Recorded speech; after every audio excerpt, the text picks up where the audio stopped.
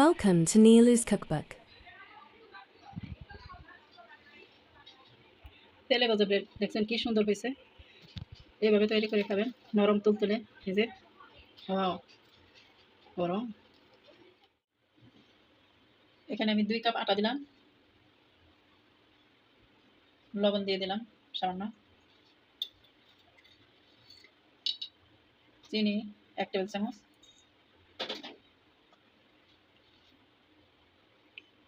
East 1.5 table চামচ দিছি। এখন সব মিক্স করে নিতে হবে।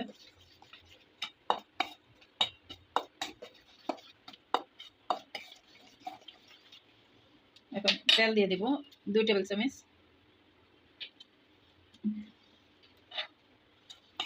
আবার ভালো করে মিক্স করে নিতে হবে। এটা হাত দিয়ে ভালো করে মিক্স করে নিতে হবে যাতে মিশে যায়।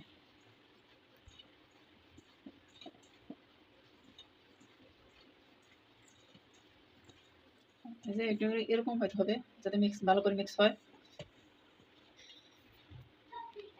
এখন আমি গরম পানি দিয়ে দিচ্ছি।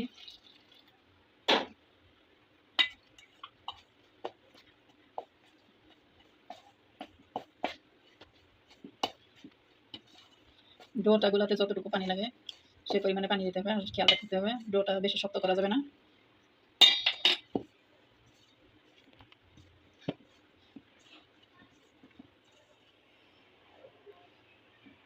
এখন এটার উপর সামান্য তেল দিয়ে দিব।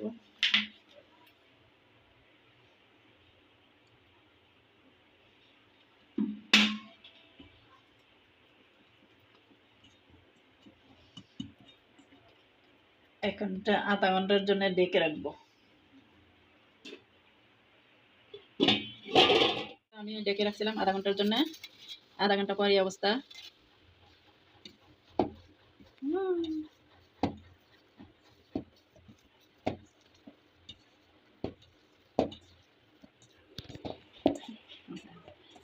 এই তো এখন এটাকে লেচি কেটে নিব।